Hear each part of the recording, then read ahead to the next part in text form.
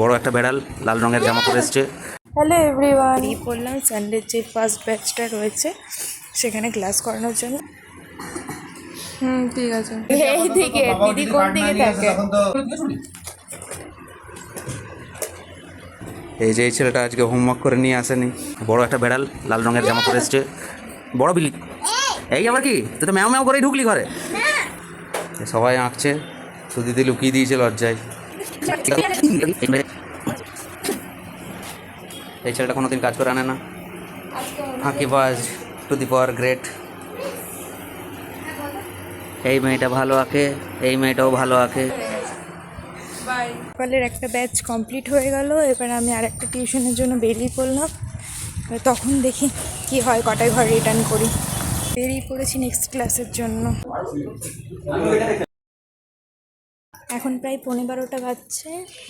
সকালের দুটো class complete, আজকে সকালের মধ্যে সমাপ্ত। বিকেলের থেকে হচ্ছে নেক্সট ব্যাচ স্টার্ট হবে।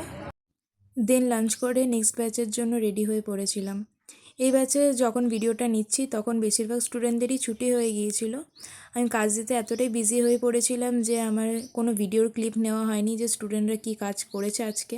ব্যাচ কমপ্লিট করে দেন আমি চলে এসেছিলাম নেক্সট ক্লাসে। করো, তারপরটা শুরু করো। সানডে এটাই আমার লাস্ট ক্লাস ছিল। এরপরে আবার দেখা হবে নিউ ব্লগে। টাটা।